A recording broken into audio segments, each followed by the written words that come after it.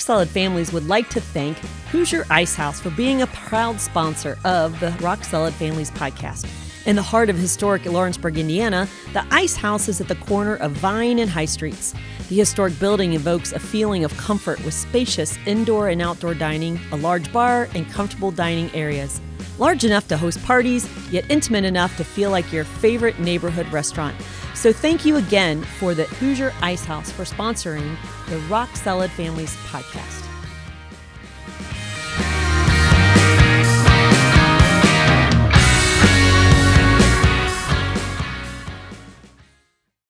Welcome to Rock Solid Families Podcast. This is Merle Hutchinson alongside of Linda Hutchinson. Guess who's got the tan this week, baby? How was Florida? It was pretty good. Yeah, it was pretty good. It started a little cool, but it warmed right up. And my goal was to not wear long pants at any time.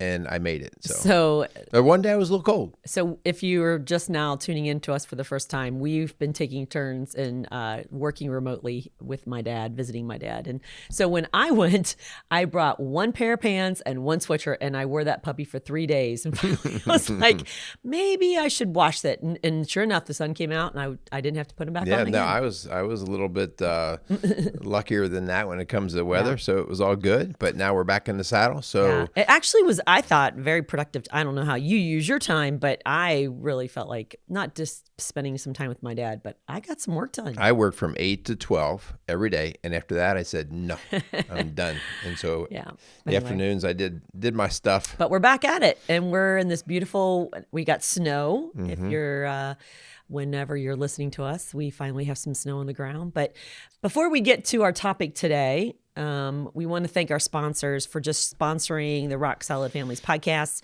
We want to thank Casey's Outdoor Solutions, Maxwell Construction, and our newest sponsor, the Hoosier Ice House, for their support of what we do here and really our ministry in general. Rock Solid Families is a 501c3 faith-based coaching organization in the greater Cincinnati area, right across the bridge in Southeast Indiana. And so if you're not familiar with what we do, if you're just kind of Googling and finding this message today, we really would love for you to check us out at rocksolidfamilies.org. But what are we talking about today? All right. Well, you remember Tom Brokaw?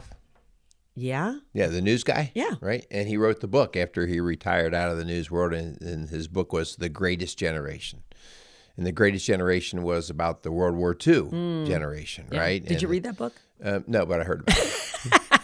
And so but our parents are of that generation, right? And so, and the folks a little bit before our parents even. And so I have at least looked at this topic today as at this point, and I hope we're not done writing this book, okay? I want to change this title. But right now, we're looking at the saddest generation. We're looking at the saddest generation. And these are, what we would think of as our entitled children, that they seem to have it all, but they're becoming the most saddest generation of modern times. Yeah. And guys, we're pointing this out because we're seeing it on a regular basis walk into our office. We're seeing teenagers and young adults that are walking in, and it's just kind of mind-blowing because the hope for many of them has already been stolen, and they're just young, right? I mean, you're supposed to have stupid blind hope when you're that young, right? Yeah. And so already we see this. And so the question might be, what went wrong? And as we always do, we talk about what's wrong, but then we're not going to spend time pointing fingers because that's just a waste. We want to get to some solutions, some things that we can stop the handicapping. So we see a lot of Gen Z come into our office, okay? But do you know the newest generation, what it's called? Yeah, I just heard it the other day. We're starting over again because we had Z, right? So it's Generation Alpha. Alpha.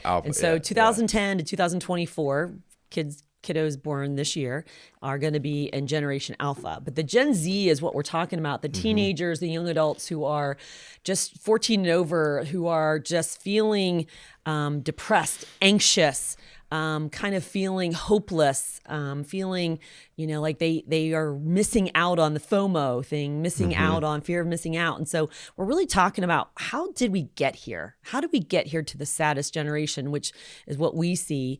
And really, hon, you have a verse that kind of goes along with maybe a little hint of where we're going. Well, it starts off with the idea of how did we get here, and the idea that we've gotten here because in all of our good intention, I don't think anybody started with ill or bad intention. And that was, we want to give our kids a better life than what we had. We want to give them what they want, right? And so by doing this, it's gotten to a point where we've created a lot of kiddos that think they are the most important thing out there. And so Philippians 2:3-4 reminds us a little bit about how we should be operating. It says, do nothing out of selfish ambition or vain conceit. Rather, in humility, value others above yourself, each of you considering the needs of others. And so just the idea that you're going to take the time and you're going to look at somebody and say, you know what, you're at least equal to me in service, and I need to consider what I'm doing here and how it might impact you versus, well, I really don't care about you. It's I've got to get what I've got to get. Yeah. I've told this story before, but I was just sitting around at a sports game with another parent waiting for our child to be done. And she mentioned to me that she intentionally was becoming a yes mom because her mom was a no mom. And I asked her, like, what does that mean? And she's like, oh, I made a commitment before we had children that whatever my children wanted, if I physically can possibly do it, I was going to do it. Yeah. And I think she wanted me to pat her on the back, but I was really saddened by that because that was really going to set up our children and their children for that disappointment of, well, of course I want that. And I've talked to employers before, many employers who are just blown away by the Gen Z who come in and they want to be making those six figures the first month of work. And when they don't get it, they'll just hop to another job or they'll quit because they are disappointed. They're not making the money like their superior is or their manager is. And it's like, man, we are setting up our children to be the saddest generation. Yeah. Unfulfilled. And ill-equipped, right? So ill-equipped. And so I think part of what we're talking about today is we thought we were equipping them with more things and more stuff and more opportunities than ever before, and they are now more handicapped. And so one of the outcomes that we see, I'm in the middle right now of reading Brain Energy by Dr. Charles Palmer, and he's through and through, he's talking about the elevation in depression, anxiety, ADHD, bipolar, and really across mostly the 25s and unders is really where this is popping hardest. Okay. And so the idea of why in the world in what should be the greatest times are we suffering with the worst? And so I really think it comes down, there's a lot of reasons, so we don't want to just say, well, it's just because of this. But in a nutshell, people's expectations are not being met. And when I say that, they expect that they will get what they want. Now. Yeah, they expect. So when you have a high expectation, and we always talk about how you should have high expectations. Well, if you have a high expectation of you getting what you want, then you're going to be really disappointed when you walk out of your parents' house and realize, this isn't working for me. Yeah. Well, of course, we're living in that microwave, Google anything you need right at this minute generation. And so we've kind of set ourselves up for disappointment.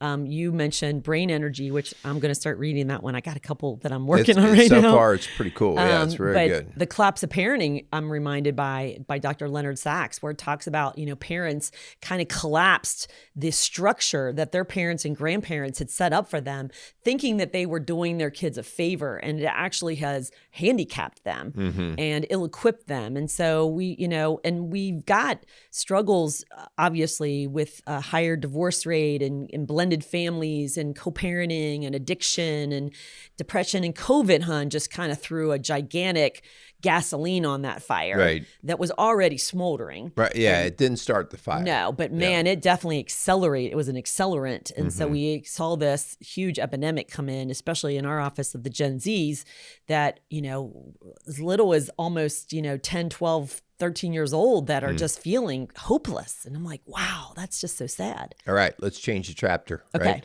Let's get out of the hopelessness and let's empower. Let's talk about Yes. things that we can do now and in our upcoming days of parenting, how we can view things differently and approach our kids differently, all right? So these are 7. Get your pencil out, get your Yes. paper out, get your phone out, whatever you want to take notes in, and say, these are 7 ways to not handicap our kiddos, all right? 7 ways to not handicap So them. first of all, you got to name your target. You got to plan a strategy. Okay. We've talked about this so many times before about what are your values, right? If you're going to shoot for nothing, you're bound to hit it. So you've got to lay out what it is you want for your children. What is it want for your family, and lay it out and make a plan to get that. Yeah. Hun, when the next one, point 2, is don't handicap your children. And, we've learned this with our own parents. And one of the things you learn as you're taking care of your parents as they're aging is you feel like you want to do everything for them. Like, oh, Dad, don't worry about that. I'll get up and I'll get your coffee. I'll get up and do this. Yeah. And, people in that business of serving old people will say, no, don't you dare get up and get your dad's coffee. If he's still capable, have him go do it, because that is the thing that keeps him going and moving, because he's got to get up and exercise and so on. And so the same thing actually starts with our kids. When your kids are capable, you have to start to back off doing for them. And we talk all the time, hon, that this really starts between the ages of 2 and 3. This really starts when we're seeing, hey, our kid is capable of picking some of those toys up off of the floor. And at that point, it's no longer, well, I'll just go pick them up because it's faster. No, it's like, no, you go pick them up. And so when your kiddo is capable of doing these things, then you bring them on at the level that they're capable of. Yeah. So John Roseman, who we've had on our, best-selling author and psychologist, he wrote so many books, and one of them he was talking about, I think it's Parenting by the Book. And when we had him on, he was talking about the grandma's 3 R's, and the responsibility, the resourcefulness, and the respect. Those are things that we can expect out of our kids. We don't have to handicap them and do everything for them. We don't have to tie their shoes every time it's done, and then we don't have to fix everything that gets broken. Encouraging them to find a way to do it. So respect, responsibility, and resourcefulness are the 3 R's, grandma's R's, he called them, that helps you not to handicap your children. Yeah. The number 3 point, or way not to handicap, is I just kind of threw up the phrase, no blood, no foul. Okay. Man, my dad used to say that all the time. And so in other words, stop rescuing your kiddo from every little bump, bruise, and pain, or fall, or scuff. Again, this has been taken to the extreme, so please hear me. We're not saying push your kids into trouble. What we're saying is let them fall, let them get scuffed up, let them cry, let them have some pain, because that is a far better instructor than anything else you can do to make sure your kid got their way. All right. So let them experience it. And again, no blood. And you know what? Foul. Deal with a kiddo. It's not that big of a deal. But we're not just talking about physical challenges. We're talking about emotional ones too. So rescuing them emotionally, whether it be coming to their defense with a teacher or stepping in with the coach, or, let them try to work through those difficulties and those conflicts in their own, so that they become stronger. They're working those conflict resolution muscles. And if we keep saving them, no blood, no foul, I mean, if we keep saving them, we're not going to really help them in the long run. Yeah. The 4th point, this comes from Jesus. I did not come to be served, but to serve. Yeah. If you really want to help your kids at the earliest of ages, you want to teach them the absolute importance of serving others. It's the only function that we all have that keeps us going, guys. I don't care whether you're owning and operating a business. I don't care whether you're a school teacher. It doesn't matter. You have to do it in the way that you're going to be serving somebody, because you are not a king, and people are not going to bow down and serve you, right? And so the idea here is, from the earliest of age, you teach them how to serve. You give them opportunities to serve. Hun, this is in particular, and I'm not going to just point this out for the sake of bashing anyone. I don't know how sometimes parents of single children, only child, raise them without or with how difficult it is to get them to serve, because it's so easy to serve an only child. Yeah, because there's no one else to compete with, Yeah, right? yeah. Or to And do so for. you parents, if they're only children, have to work even harder to say, I got to find ways to help my kid know that they've got to be a servant to others. I was thinking you're going to say single parent. It's hard because single parents who are in this mindset, I got to do, Yeah. it's exhausting. And Yeah. so, one quick example is, at the dinner table, when we leave, when we get up and we're done, everybody helps. We're clearing the table. We're putting things in the fridge. We're putting things in the dishwasher. We're rinsing them off. We're wiping the table. No one leaves the kitchen until we're all done. Yep. And that just teaches hey, we're a team. And I don't care who cooked it or who cleaned, but we're all going to do it together. And that just mentality of I'm here, like you said, I'm the king and you're here to serve me. I have so many parents that do that for their kids. It's just not healthy. Yeah. You ready for number 5? Sure. Number 5, this is something that we see in the schools often, but this is the idea of what's praised is repeated. And so if there's a particular behavior that you're seeking and you're wanting, you've got to quickly get your eyes on it, see it, recognize it, and you praise it, okay? And so if your kiddos are doing something well, then you want to make sure that you say, hey, you know what, that was really nice that you did that, or I really appreciate that you helped out here with this. And so you do not have to give them a reward of toys, money, food. You don't have to do that. You just say, you know what, I greatly appreciate that. And false praise really is not healthy either. Don't inflate them into something like, oh, you really failed great at that test. No, you want to really praise things besides grades. We've talked about this in other schools or in other shows before. We want to praise the effort because the kids can just go cheat. They can go sneak those grades somehow and get those A's. And if you keep praising that, and that's what you need and that's what you want, but show them that the effort and the attitude, those are the things you praise, okay? Not that they're pretty, but that they take care of themselves or they're kind to other people. Praise the qualities in people that are really not just surface stuff, but in the long run are going to be more beneficial. Yeah. All right, number 6.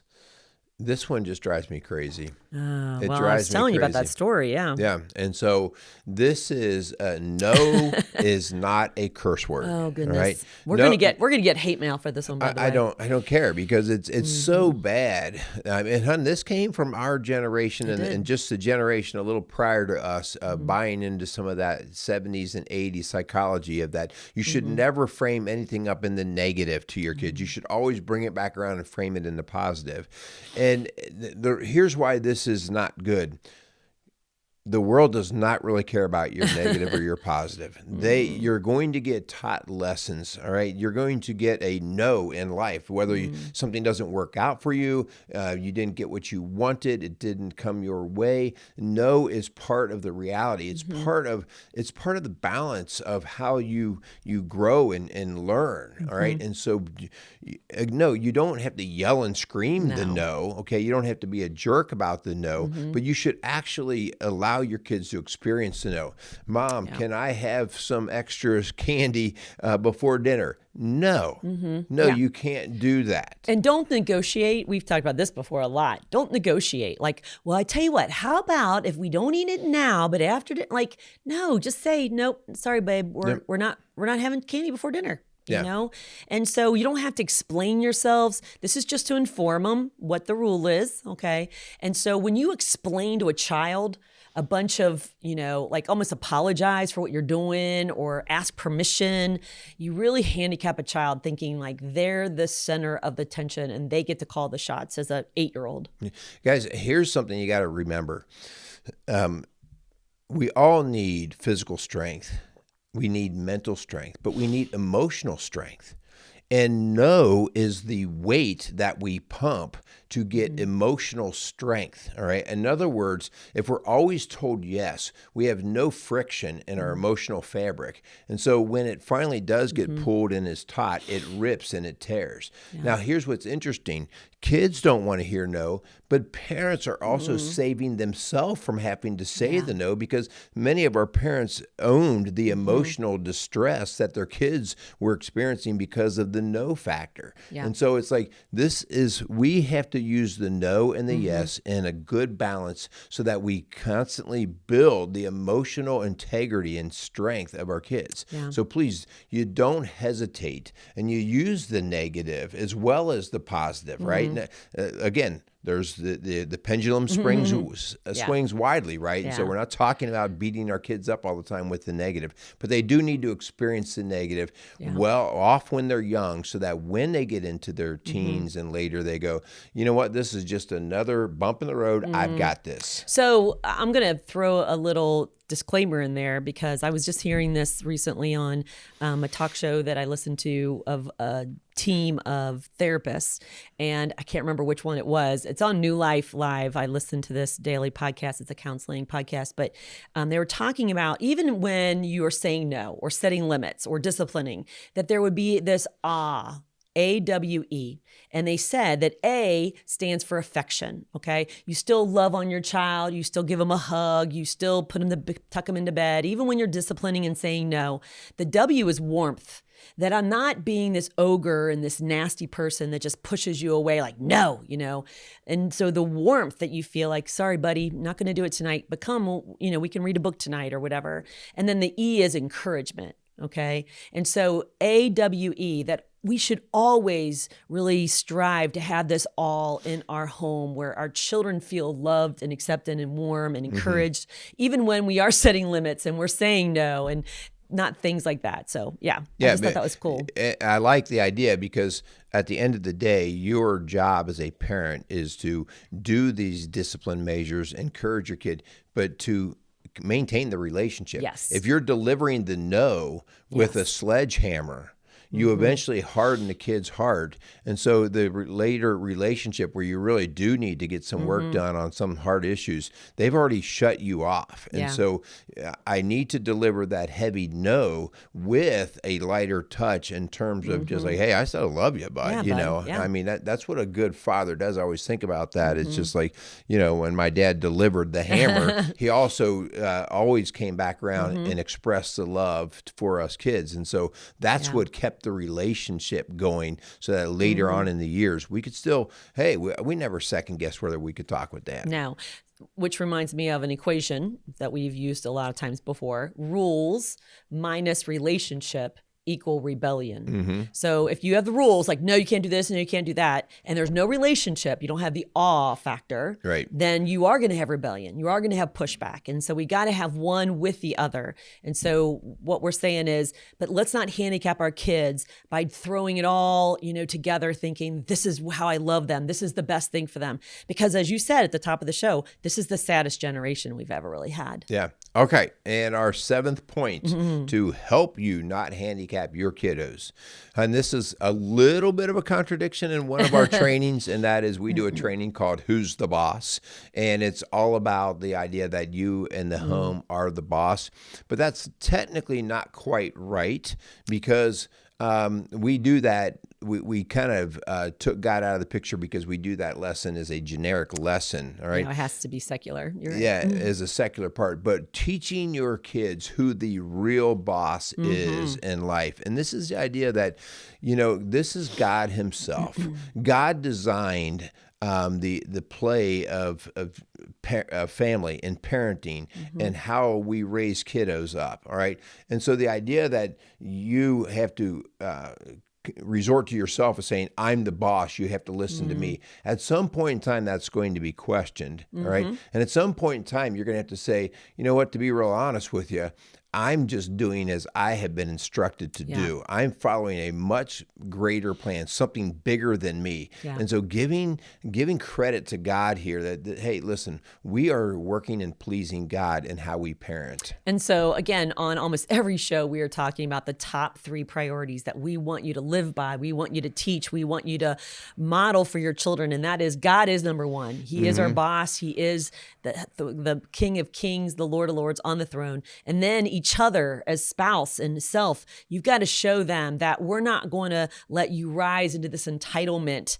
okay, where you're enabled and just, really spoiled to a point where it's not healthy and you're not going to be happy in the long run. And then after your marriage, then comes the children. And so when you put those top three and the big rocks in first, man, the work and friends and fun, all those things kind of fall into the right place. And so, yeah, God is the boss. Yeah, I always like the idea, hon. We've talked about this before, how important it is that we teach kids to be leaders and leaders and leaders. And the idea here, you and I know, and older folks start to recognize good leaders can only be great leaders if they're great followers of Christ. Yes. Ultimately, I mean, you can get somebody with a dynamic personality and just a magnetism about them and just the intellect and all that stuff. But if they're leading you in the wrong direction, right, that doesn't make them a great leader. And so great leaders have to have a bigger boss in mind. Who was the San Francisco quarterback that just lost the Super Bowl?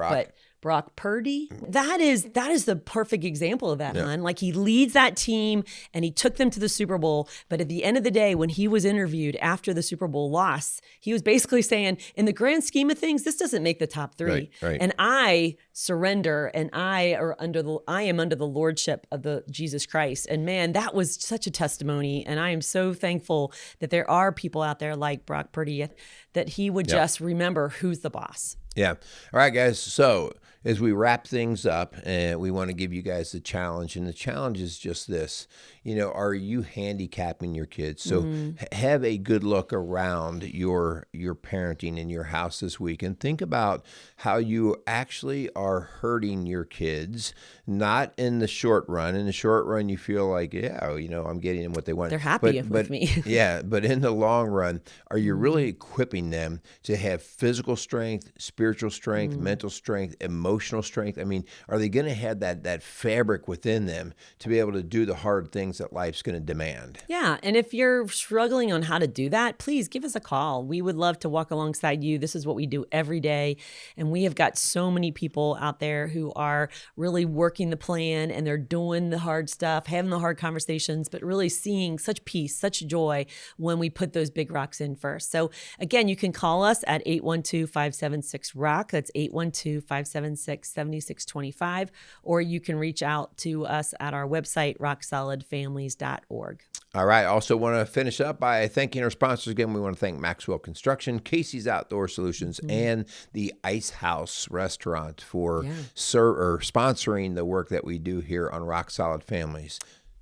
Speaking of which, our partnership banquet's coming up on March 7th. Oh, don't forget, if you would love to, would like to come and be a part of this celebration and the night of inspiration, it is Thursday, March 7th at 6 o'clock. The doors open at the Higher Ground Conference and Retreat Center. You can find more information on our website or on our Facebook page, or you can reach out to us and we would love to connect you. But we'd love for you to be there. It's going to be an amazing night. We have over 300 people already registered, and it's a free night, free dinner. The key is, though, you have to register. Otherwise, there won't be food for you. Please register, and we'll get you taken care of there. All right. So thanks again for listening to the Rock Solid Families podcast, building a stronger community, one family at a time. Make it a great day.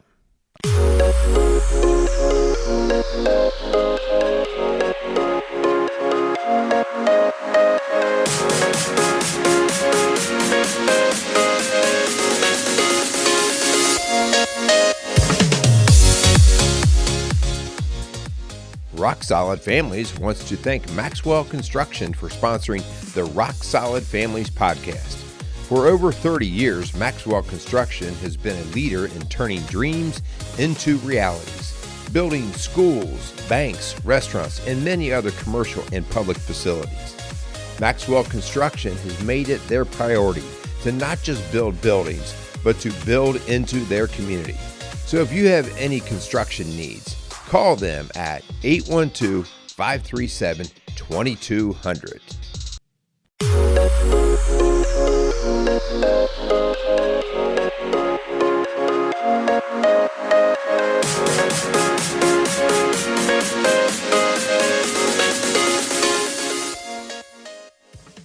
Rock Solid Families wants to thank Casey's Outdoor Solutions for sponsoring the Rock Solid Families podcast. Casey's has grown to be one of the largest and most unique garden centers and gift shops in the Cincinnati tri-state area. Whether you are looking to take on that next landscape project or simply add a little home decor to your house, Casey's has you covered. Located at 21481 State Line Road, Lawrenceburg, Indiana. Call them today at 812-537-3800. Let Casey's help you add beauty to your home.